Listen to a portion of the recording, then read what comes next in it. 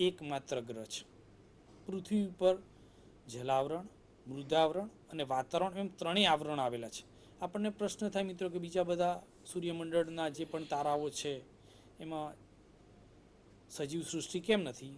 તો કે એમાં જલાવરણ, મૃદાવરણ અને વાતાવરણ એમ ત્રણેય આવરણ આવેલા નથી.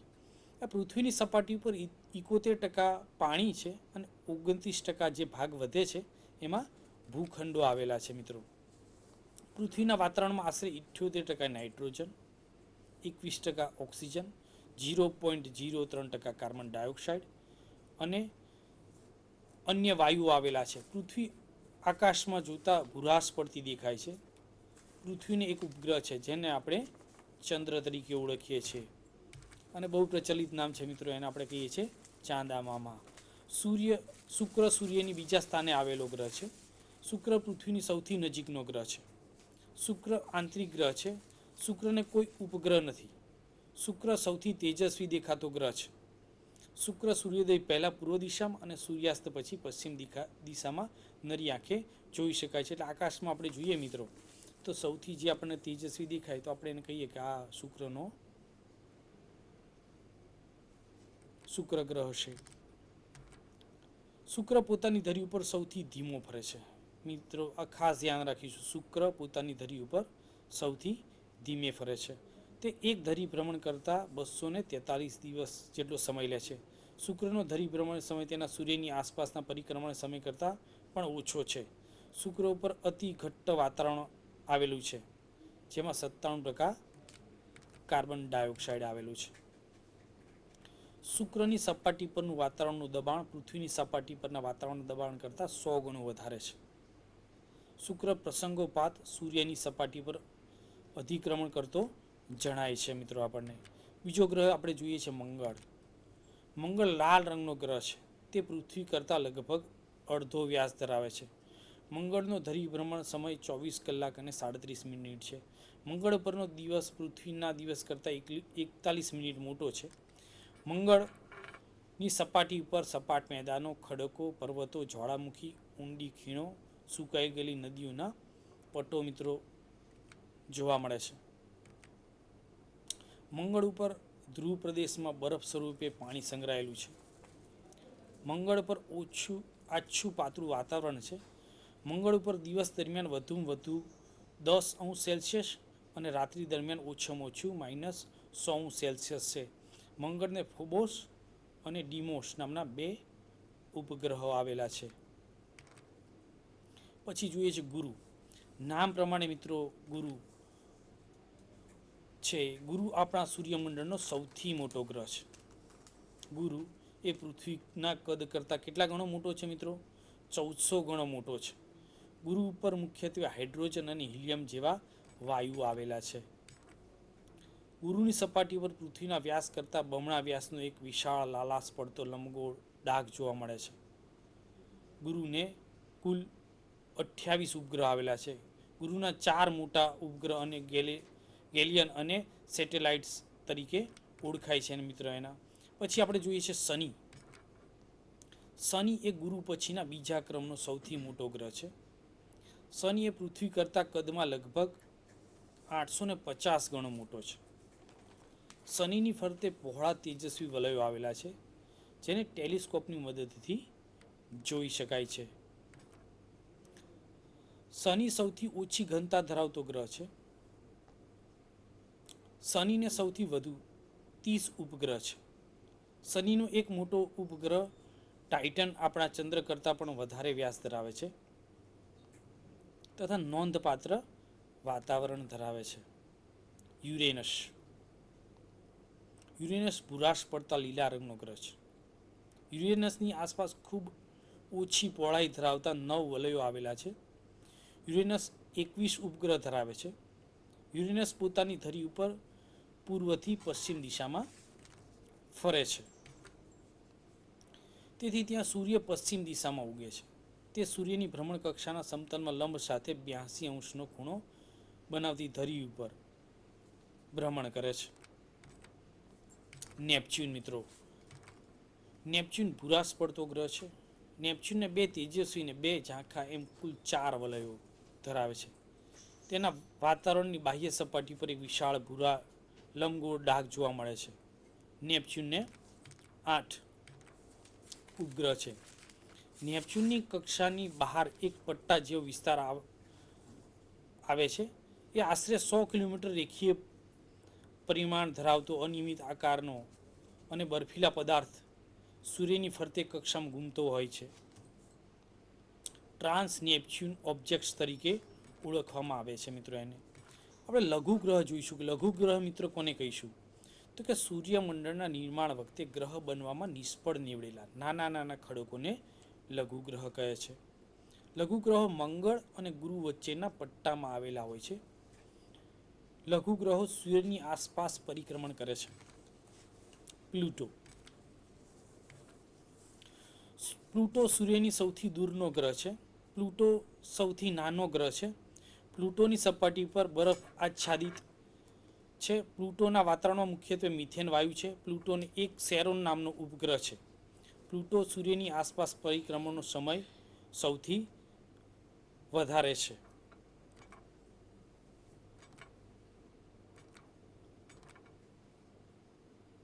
ધૂમકેતુ એ વાયુ અને ધૂળ જેવા રજકણોથી મિશ્રિત બરફ આચ્છાદિત અવકાશી ગોળો છે. ધૂમકેતુ લાંબી પ્રકાશી પૂંછડીને કારણે પૂંછડિયા તારા તરીકે ઓળખાય છે. ધૂમકેતુ કોઈ તારા નથી, તેને કોઈ કાયમી પૂંછડી પણ હોતી નથી. મોટાભાગના ધૂમકેતુ સૂર્યની નજીક હોય છે. તેને ગરમ થતાં તેના બરફ વરાળમાં રૂપાંતર પામે છે અને પરિણામે તેજસ્વી પૂંછડીની રચના થાય છે. ધૂમકેતુનો સૂર્યની આસપાસ ભ્રમણનો આવર્તકાળ ખૂબ જ મોટો હોય છે.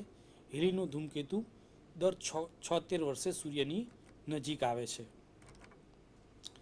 આકાશમાં સૂર્યની ફરતે કક્ષામાં મુક્ત રીતે ઘૂમતા પદાર્થને ખડકોને ઉલ્કા કહે છે. ઉલ્કાઓ ખરતા તારા તરીકે પણ ઓળખાય છે. ઉલ્કાઓ હકીકતમાં કોઈ તારાઓ નથી. પૃથ્વીના ગુરુત્વાકર્ષણ બળની અસર હેઠળ ઉલ્કા જ્યારે પૃથ્વીના વાતાવરણમાં પ્રચંડ વેગે પ્રવેશે છે ત્યારે ઘર્ષણના કારણે તે સળગી ઉઠે છે અને પરિણામે આકાશમાં પ્રકાશિત લીસુડા દેખાય છે. ઉલ્કાઓ પૈકી કેટલીક વિશાળ કદની પણ હોઈ શકે છે. ઉલ્કા શિલા મિત્રો આપણે જોઈએ છે. કેટલીક મોટા કદની ઉલ્કા પૃથ્વીના વાતાવરણમાં પ્રવેશે છે ત્યારે સંપૂર્ણ સળગી ન જતા તેના સળગ્યા વગરનો ભાગ પૃથ્વી પર પડે છે, જેને આપણે ઉલ્કા શિલા કહીએ છીએ મિત્રો. મિત્રો આ હતું આપણું બ્રહ્માંડ. હવે ધોરણ 9માં આપણે જોઈશું, પહેલું જ પાઠ છે મિત્રો. તો એ બ્રહ્માંડ આપણે 8મા ધોરણમાં પૂર્ણ કરીએ છીએ. હવે આપણે 9મા ધોરણમાં પહેલું જ પ્રકરણ આપણે જોઈએ છીએ મિત્રો. વિજ્ઞાન અને ટેકનોલોજીમાં માપન.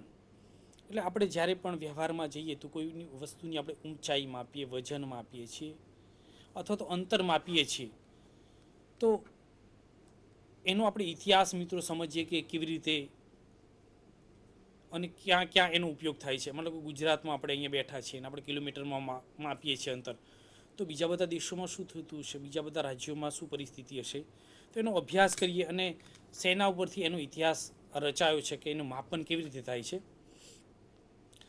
અહીંયા નીચેના મુદ્રાઓનો સમાવેશ થાય છે: રાશિ, માપ અને એકમ, રેખીય ગતિ, માપનની અગત્યતા, માપનનો ઇતિહાસ, ભારતીય આર્ય પદ્ધતિ, બ્રિટિશ પદ્ધતિ, દશાંશ પદ્ધતિ, વિવિધ એકમ પદ્ધતિ અને સાર્વત્રિક માપન વ્યવસ્થા. આટલા મુદ્દાઓનો મિત્રો આપણે અભ્યાસ કરવાનો છે. જ્યારે માપનનો અભ્યાસ કરીશું ત્યારે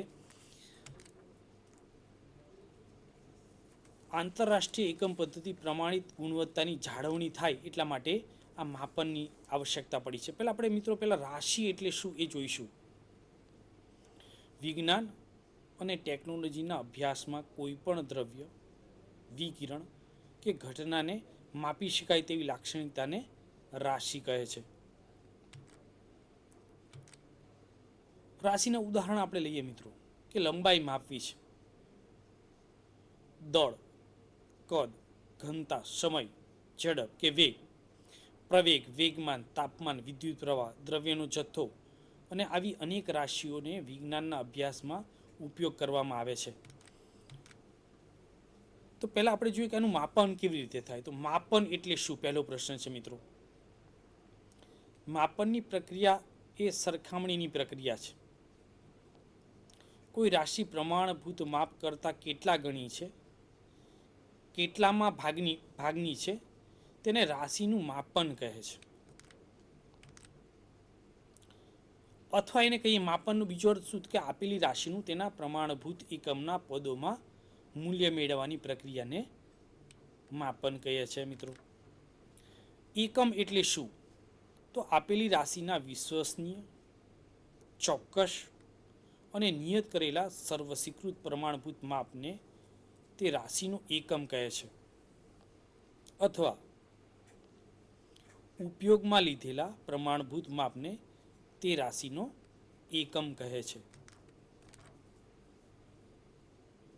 રાશિનું માપ દર્શાવવા કઈ બે બાબતો જરૂરી છે?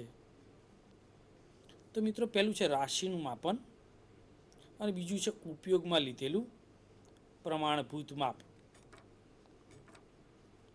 પહેલું આપણે રાશિનું મૂલ્ય જોઈએ છે. મિત્રો, રાશિનું મૂલ્ય કોને કહેવાય?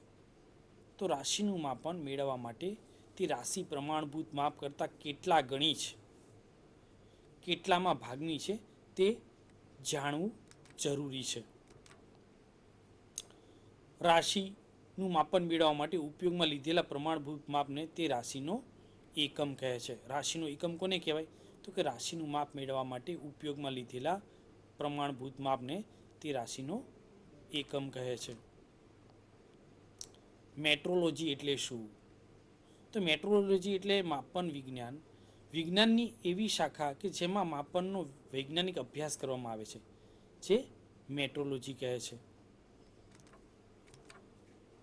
આમાં વિજ્ઞાન અને ટેકનોલોજી ક્ષેત્રે માપન માટે ઉપયોગમાં લેવાતા એકમોની વ્યાખ્યા અને તેના પ્રમાણભૂત માપના સ્વીકૃત ધોરણોને ધ્યાનમાં રાખીને માપનનો વૈજ્ઞાનિક અભ્યાસ કરવામાં આવે છે.